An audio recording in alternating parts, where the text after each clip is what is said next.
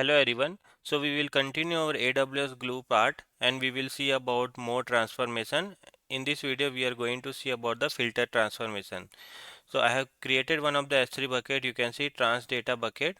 Here I will try to upload one of the files. So let me click on the upload, click on the add files and I will search this transaction.csv file. This file I will open, click on the upload. So this data I have uploaded. Make sure whatever after doing the practical, right, whatever the previous buckets are there, right, that is not in use, you remove that or you delete it. So you have to select this and you have to click on the delete. And under this, if any file is there, delete that particular file first and then delete the bucket. So that is the step you have to follow so that unnecessary cost we can avoid. So as of now, transaction data bucket, here I have uploaded one file. Now what I will do, I will search for the glue. Search for the AWS Glue, come here. So what is my requirement is like I have this transaction file. In this transaction data I want to filter where payment is success only. That data only I want to filter. So I'll open a AWS Glue. Here I will open a ETL job. Click on the ETL job, AWS Glue ETL job. After that we'll create a one kind of the pipeline. Click on the Visual ETL. In the Visual ETL, source, transform and the target, right? Source is Amazon S3.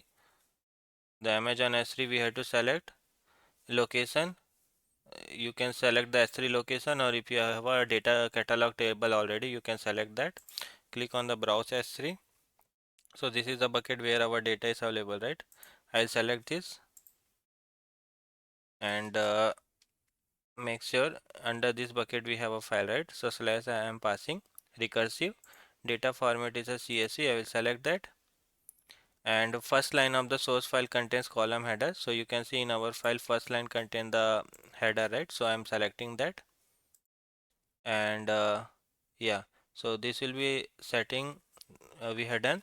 In the left side, right, if you want to debug and if you want to preview your data, you have to have a IAM role. So for IAM role, what we will do, we'll create one new IAM role, open in a new tab just for the debugging perspective. So once you will open this, what you have to do, in the left side, click on the role. We are going to create a new IAM role. So let me give the role as a use cases for the glue. So let's use a glue, AWS Glue. Next, what is the permission we want to give? I will give AWS Glue Console full access, and also we want to give a S3 Amazon S3 full access because from Amazon S3 we want to read it. These two I want to give. Click on the next. Role name, I will just give transaction test something. So this Amazon S3 full access, Glue Console full access I have given. Click on the create role. So you can see TNS test we have created. Now I will go to the here IAM role, and from here also if you want to you can create that create IAM role. You will do, right, it will open here itself, but that we have already done it. Now after that still it's not able to, you are not able to see, right? Go to the job details. Here you can see refresh, right? Click on the refresh. Now TNS test is coming, we will use that. Go to the visual. So you can see starting up to data preview. So it started the session. Now based on whatever the selection you have done, right, let's see whether you are able to read this Amazon S3 file or not. So this is the location we have passed. Based on that we are able to read the file or not. First let's debug it. After that we will apply a transformation. These are very important steps because if you will not debug this step and if you'll go to the next step, right, it will be very difficult, like where it is going wrong. So first this step is completed, try to preview the data, what data you are getting. After that, suppose you are applying a filter transformation, after that preview the data. So make sure you create a IAM role, assign a appropriate permission to that, and see the data. So let's wait. If we are getting any error, right, here it will throw error. Now you can see we are able to read the data. Transaction data customer means this one is working fine. Whatever the data we had in S3 bucket, right, we are able to read that. Now select this, click on the plus. We want to a transformation, right? So in a transformation you can see where we have a multiple things, multiple transformations are there. uh, Drop fields, drop null fields, filter. So we are going to use a filter. Click on this filter, select this. Right side you can see parent node is Amazon S3, right?